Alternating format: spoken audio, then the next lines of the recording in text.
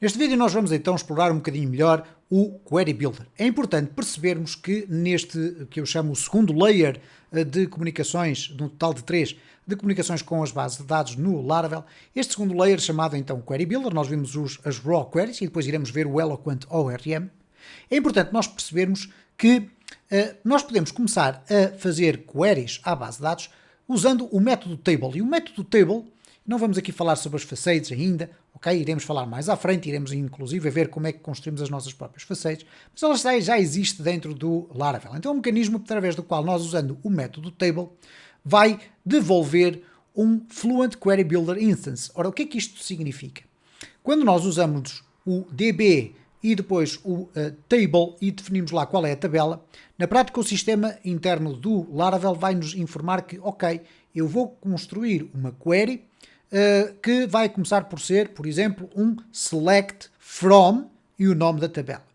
A partir daí para a frente nós podemos agregar outras funções. Isto é aquilo que ele define aqui como allowing you to chain more constraints. Isto é, a partir do momento em que nós temos uma instância da construção da nossa query build feita a partir do método table, e isto é aqui a parte mais teórica, já vamos ver tudo isto na prática, nós podemos depois ir acrescentando mais métodos que vão constituir então esta chain, ou este conjunto de constraints, de condições, de ordenações, etc. E que nos vão depois permitir culminar com a utilização do método get para ir buscar as informações todas de acordo com aquela cadência de instruções que nós definimos. Bom, posto isto, passou 1 minuto e 50 segundos e eu estive aqui a falar de uma forma um bocadinho mais teórica, eventualmente até relativamente complicada de se perceber, vamos passar à prática.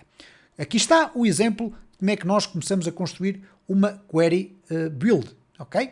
Então vamos definir agora, a partir de agora, apenas como uma query. Isto é, eu tenho aqui o meu query builder, a base de dados é aquela que nós temos vindo a usar, eu tenho apenas uma tabela chamada usuários e que tem 3 registros, ok? Coloquei aqui também a coluna do e-mail com endereços de e-mail completamente aleatórios, não há qualquer problema nisso. Então nós temos aqui os resultados, eu vou colocar como res é igual a db, table. E quando nós definimos isto, e vamos colocar aqui usuários, nós estamos a dizer ao sistema, ok, eu quero construir uma query que vai afetar apenas a tabela dos usuários. A partir do momento em que eu, a partir daqui, faço isto, o get, eu na prática estou a fazer aquilo que em SQL seria select asterisco from usuários. Okay? Não tenho nenhuma cláusula, não estou a pedir para que vá buscar com um ID inferior, maior ou igual, etc.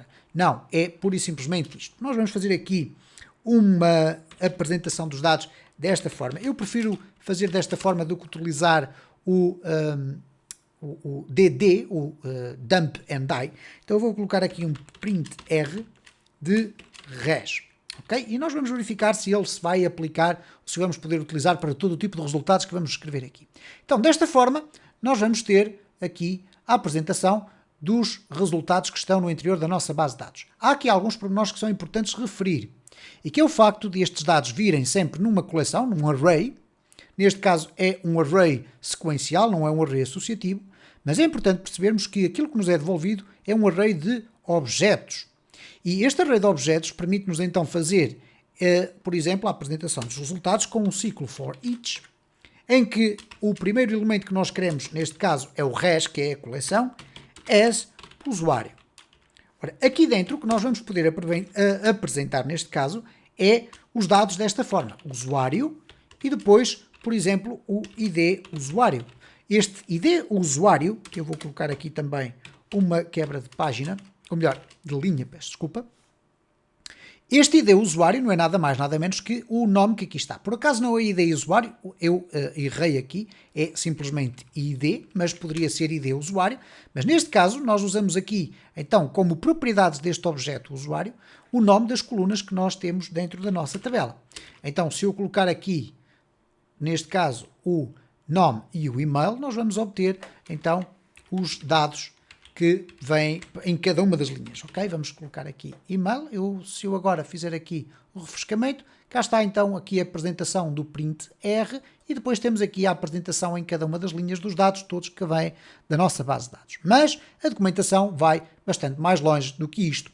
Nós podemos utilizar cláusulas, como é o caso aqui do where, e depois já vamos ver o que é que significa o first.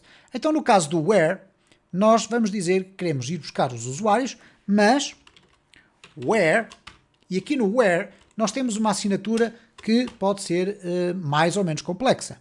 Eu vou indicar qual é a coluna na qual vou definir a constraint, isto é, onde é que eu vou colocar a cláusula. Eu vou dizer aqui o ID, e depois, se eu colocar uma vírgula, eu tenho duas opções. Ou vou definir um operador e depois terei que definir um terceiro argumento, que é o valor, já iremos ver como, ou simplesmente vou definir o valor, ok? Então, se eu colocar aqui, por exemplo, 1, o que vai acontecer aqui é que ele vai buscar o ID igual a 1.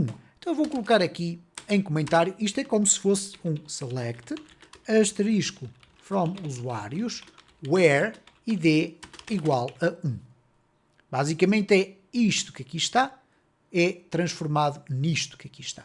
Então vamos verificar o que é que o sistema nos vai dizer. Eu vou aqui deixar ficar esta informação, vou aqui bloquear esta, porque a determinada altura nós vamos ter alguns problemas, porque vamos buscar apenas algumas colunas. Aqui nós vamos sempre buscar o que os dados nos vierem trazer, ok? Aqui está então a cláusula a funcionar. Como vocês podem observar rapidamente aqui na documentação, ele diz-nos o seguinte: nós podemos ir buscar apenas uma linha. Ora, se nós temos aqui uma query com uma condição, e já vamos ver outras formas de definir as condições, ao irmos buscar apenas o first, nós vamos buscar apenas o primeiro elemento. Ora, neste caso, o ID sendo igual a 1, nós sabemos que o conjunto de resultados que vêm desta query é apenas uma row. Poderá não ser nenhuma, mas se eu colocar aqui o first, vamos verificar o que é que o sistema nos vai dar, ok? Se olharmos para aqui, temos um array com um standard object. Se eu agora refrescar, o que nós vamos ter é apenas um objeto e não um array. Porquê? Porque eu quis utilizar explicitamente o first. Então o sistema do Laravel permite logo de imediato inferir que eu, como só quero ir buscar um registro, não faz sentido ele vir agregado numa coleção. Ok?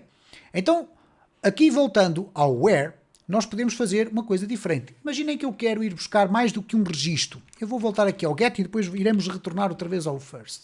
Se eu colocar aqui um sinal menor ou igual que 2, e reparem que aqui no meu sistema, menor ou igual a 2, eu tenho o 1 e o 2, o 3 vai ser ignorado. O que vai acontecer é que este 2 não vai ficar aqui, vai sim ficar aqui. Então nós temos a coluna, o operador, que é um operador de lógica, ou neste caso um operador matemático que permite definir se é igual, se é diferente, se é maior ou menor que, maior ou igual, etc. E aqui vou definir qual é o valor que eu quero analisar. Então, neste caso, se eu aqui for refrescar, nós vamos ter dois resultados como era esperado. Temos o 1 e o 2, porque colocamos aqui o menor ou igual. Ora, neste caso aqui, se eu voltar a colocar apenas o first, o que o sistema me vai devolver são de facto dois registros, mas depois vai-me querer apenas pegar no primeiro. Então nós vamos aqui refrescar e reparem como já só vem na coleção 1. Ok? Portanto, vem apenas o primeiro registro, a primeira linha. Bom, vamos olhar aqui um pouco mais para baixo e vamos verificar que existe também aqui um outro método chamado value. Bom, neste caso concreto, imaginem que nós só queremos ir buscar o endereço de e-mail de um determinado registro, neste caso do registro cujo nome é igual a João, mas nós nem sequer vamos explorar aqui, vamos colocar aqui, cujo registro é o 2, e isto aqui é a mesma coisa que ter isto, ok? Termos o igual, então não é necessário quando queremos perguntar se o ID é igual a 2, bastará colocarmos o ID desta forma. Então aqui se eu colocar o value e quiser, por exemplo, apenas o e-mail, o que vai acontecer aqui é uma coisa diferente. Eu vou aqui refrescar e reparem. Já não vem um objeto, muito menos uma coleção num array, vem apenas um valor, que neste caso é uma string tradicional, que é o valor do e-mail. Então eu não tenho que depois ir buscar à coleção uma informação específica. Não, eu tenho esta forma de rapidamente dizer eu só quero ir buscar o e-mail. Pronto, já sei que vem uma string. Se eu quiser ir buscar o ID, eu vou definir aqui o ID. E agora, se eu aqui refrescar, o que ele vai fazer é vai buscar o ID, que eu posso interpretar dentro do PHP como sendo um valor inteiro. Ok? Então, temos aqui também esta funcionalidade. Vamos andar um pouco mais para baixo e temos aqui uma outra informação. Ele diz, para devolver uma única row, pelo seu ID, e atenção que aqui vai ser importante a informação que eu vos vou dar, use o método find. Bom, se vocês repararem aqui, table users find 3. Bom, na prática, nós iríamos ter então aqui algo do género. Table users, ou usuários, find, ok, eu já sei que tem ali uma seta a mais, find, por exemplo, o 2.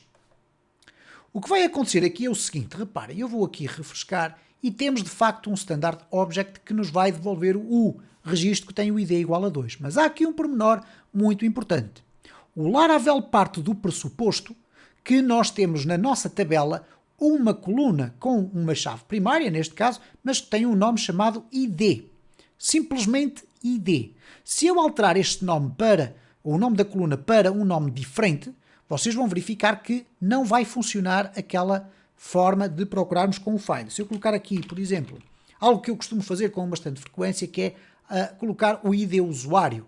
Okay? Porque estamos na tabela de usuários, é o ID do usuário. Eu vou aqui guardar, os valores não se perderam, portanto, eles estão cá. Agora vamos testar aqui o sistema. E reparem o que é que vai acontecer. Há um erro emitido pela framework. Porquê? Porque ela não foi capaz de encontrar uma coluna chamada ID. Então, quando vocês quiserem utilizar este tipo de métodos, e iremos com certeza ver mais alguns com uma funcionalidade semelhante, o que vai acontecer é que nós temos sempre que ter isto em conta. Isto é, se a nossa tabela tem um campo, uma chave primária, que se chama ID, então nós estamos à vontade para utilizar estes métodos. Caso não tenha, então é melhor nós usarmos outra forma de o fazer. Isto que aqui está é exatamente isto que aqui está, ok?